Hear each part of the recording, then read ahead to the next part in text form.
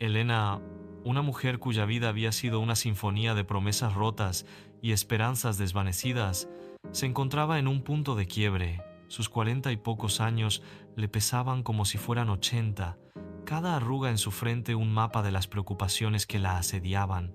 El apartamento que compartía con su esposo, Miguel, y su pequeña hija Sofía, antes un nido de calidez y risas, ahora se sentía como un eco hueco de lo que fue. Las paredes, que antes habían sido testigos de celebraciones y sueños compartidos, ahora parecían absorber la luz, dejando un ambiente perpetuamente sombrío. Cada mañana, el despertador no era una señal de un nuevo comienzo, sino el tañido de una campana que anunciaba otra jornada de lucha.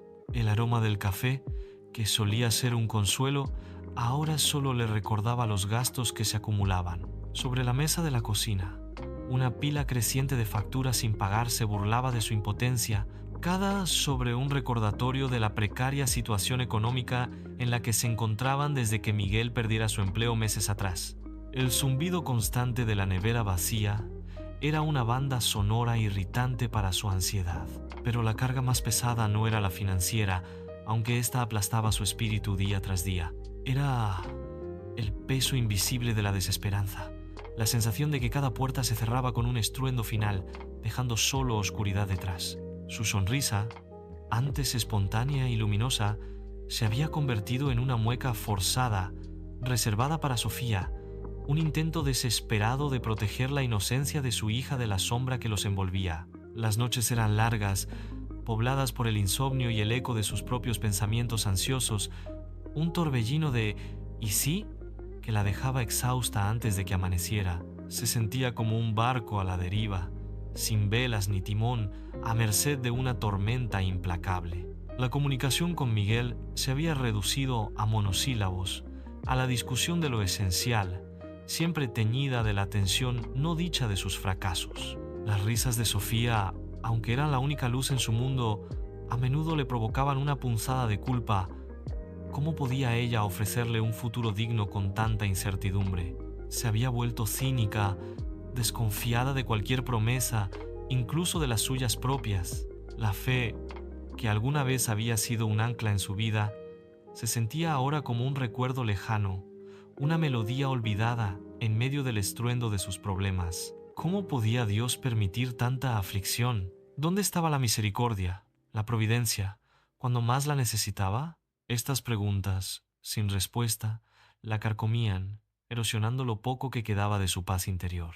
El apartamento, antes vibrante, ahora era un santuario de la quietud forzada, donde el silencio era solo una pausa entre suspiros y preocupaciones no expresadas. Las plantas en el balcón se marchitaban, olvidadas, un reflejo silencioso de su propia alma. Elena se sentía atrapada en un ciclo interminable de preocupación y agotamiento, sin ver una salida, sin un rayo de esperanza que pudiera perforar la densa niebla de su desánimo.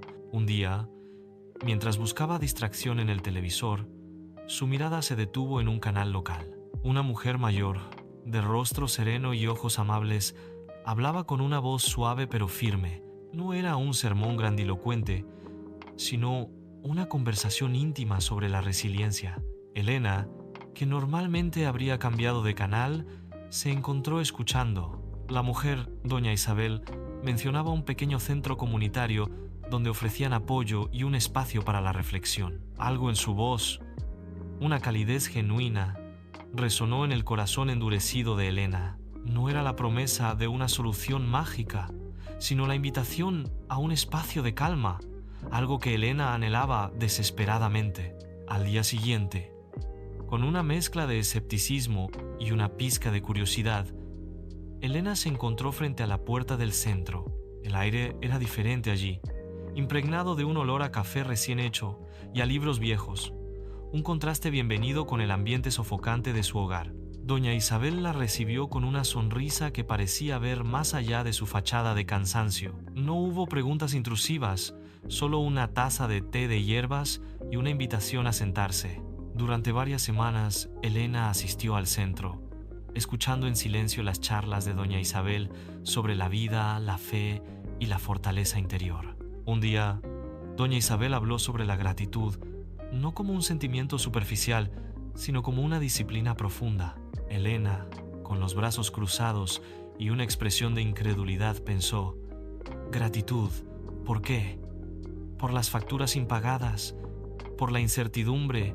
¿Por la angustia que me ahoga? Doña Isabel, como si leyera sus pensamientos, miró directamente a Elena y dijo: sé que puede parecer imposible cuando el mundo se nos viene encima, pero la gratitud no es negar el dolor, sino encontrar la luz incluso en la oscuridad más profunda. Luego, con una pausa reflexiva, recitó un versículo que se clavó en el corazón de Elena como una flecha inesperada.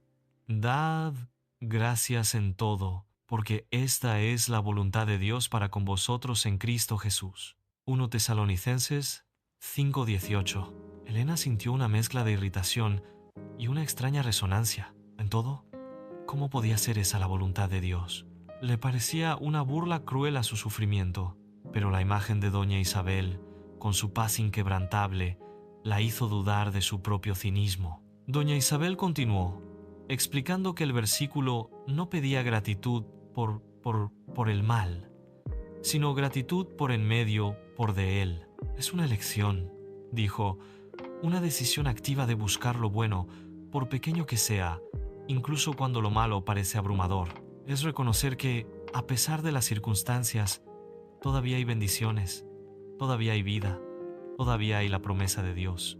Elena argumentó, su voz apenas un susurro. ¿Pero cómo? ¿Cómo se puede sentir gratitud cuando el miedo es lo único que se siente? Doña Isabel le explicó que no se trataba de un sentimiento forzado, sino de una práctica. La gratitud, dijo, es como un músculo. Cuanto más lo ejercitas, más fuerte se vuelve. Y la ciencia moderna lo confirma. Estudios demuestran que practicar la gratitud reduce el estrés, mejora el sueño, fortalece el sistema inmunológico y hasta cambia la estructura de nuestro cerebro, activando las áreas asociadas con la felicidad y la recompensa. Libera dopamina y serotonina, los neurotransmisores del bienestar. Es una medicina para el alma y el cuerpo, diseñada por nuestro Creador. Doña Isabel compartió historias de personas que habían encontrado consuelo y fuerza en la gratitud, incluso en las situaciones más desesperadas. Habló de una mujer que perdió a su hijo y, a pesar de su dolor inmenso, encontró gratitud por los años que tuvo con él, por el amor que compartieron, por el apoyo de su comunidad. Habló de un hombre que perdió su negocio y su hogar, pero que cada día agradecía por el sol que salía, por un plato de comida que alguien le ofrecía, por la oportunidad de un nuevo comienzo. No es fácil al principio, admitió doña Isabel. Es una lucha contra la propia mente, contra la inercia de la desesperación. Pero cada pequeño acto de gratitud es una victoria. Elena, aunque todavía escéptica, sintió una pequeña chispa de curiosidad. ¿Y si doña Isabel tenía razón? ¿Y si había una manera de cambiar su perspectiva, aunque fuera un poco? Decidió intentarlo. La primera noche, sentada en la cama, miró a su alrededor. ¿Por qué podía estar agradecida? Se sentía ridícula, pero luego su mirada se posó en Sofía, dormida plácidamente en su cama. Gracias por Sofía, susurró. Fue un comienzo. Al día siguiente, en medio del caos matutino, encontró un momento para agradecer por el agua caliente de la ducha, por el café que, aunque caro, le daba un momento de consuelo. Eran pequeños destellos, pero estaban allí. Miguel, al principio, no notó nada, o si lo hizo, no dijo nada. Elena se sentía a menudo como una hipócrita, forzando una sonrisa, buscando desesperadamente algo por lo que agradecer. Pero doña Isabel le había dicho: empieza con lo obvio, con lo que ya tienes, el aire que respiras, el latido de tu corazón, la capacidad de ver y oír. Luego, busca más profundo. Elena comenzó a llevar un pequeño cuaderno, un diario de gratitud. Cada noche, antes de dormir, escribía al menos 3 cosas por las que estaba agradecida. Al principio, eran cosas muy básicas. Gracias por el sol, gracias por un techo, gracias por la salud de Sofía. Pero con el tiempo, la lista se hizo más específica, más personal. Empezó a agradecer por la paciencia de Miguel, incluso en su silencio, por la risa contagiosa de Sofía, por la amabilidad de un vecino, por la fuerza que encontraba para levantarse cada mañana. No era un cambio repentino, sino una transformación gradual, casi imperceptible al principio. Las noches de insomnio no desaparecieron de inmediato, pero cuando llegaban, Elena se encontraba buscando algo en la oscuridad por lo que agradecer. Y a veces, solo a veces, la gratitud la arrullaba hasta el sueño. La tensión en su hogar no se desvaneció por completo, pero Elena empezó a responder a ella con una calma que antes no poseía. En lugar de reaccionar con frustración, intentaba buscar un punto de conexión, una pequeña bendición en medio de la dificultad. Un día, Miguel llegó a casa con una expresión de derrota. Había tenido otra entrevista fallida. Elena, en lugar de hundirse con él en el pozo de la desesperación, se acercó y le tomó la mano. «Gracias por no rendirte, Miguel», le dijo. «Gracias por seguir luchando por nosotros». Miguel la miró sorprendido. Era la primera vez en mucho tiempo que ella le ofrecía palabras de aliento tan directas, sin un rastro de reproche. Esa noche, mientras Elena escribía en su diario, Miguel se sentó a su lado, en silencio. Después de un rato, preguntó: «¿Qué escribes?». Elena le explicó su práctica. Él escuchó, escéptico pero intrigado. Al día siguiente, Miguel encontró un pequeño trabajo temporal, algo que no era lo que buscaba, pero que les daría un respiro. Elena, en lugar de solo sentir alivio, sintió una profunda gratitud. Era una señal, una pequeña victoria que su nueva perspectiva le permitía apreciar plenamente. La práctica diaria de la gratitud se convirtió en un ancla para Elena. Cada mañana dedicaba 5 minutos a reflexionar sobre las bendiciones en su vida, grandes y pequeñas. No era una negación de sus problemas, sino una afirmación de la bondad que aún existía. Su rostro empezó a suavizarse. Sus ojos recuperaron un brillo que había estado ausente por mucho tiempo. Sofía, que era muy perceptiva, notó el cambio en su madre. Empezó a preguntarle: «Oh, ¿por qué estás feliz, mami?». Y Elena le respondía: «Porque estoy agradecida, mi amor.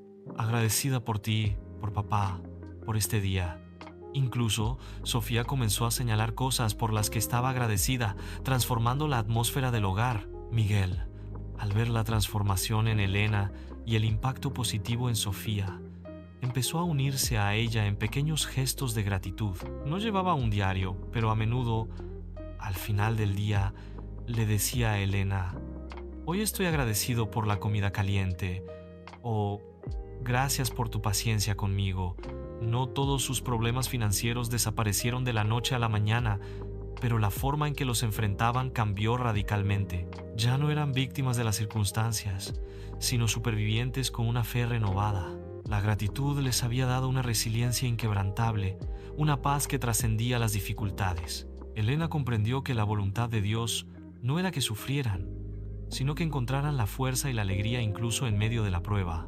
El versículo de 1 Tesalonicenses 5:18 ya no era una exigencia incomprensible, sino una invitación amorosa a una vida de plenitud, una sinfonía inesperada de esperanza y fe.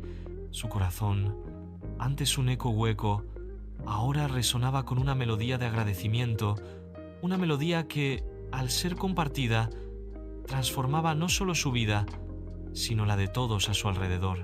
Había descubierto que la gratitud no era solo una emoción, sino una poderosa fuerza espiritual, una llave que abría las puertas a la paz, la resiliencia y una conexión más profunda con lo divino.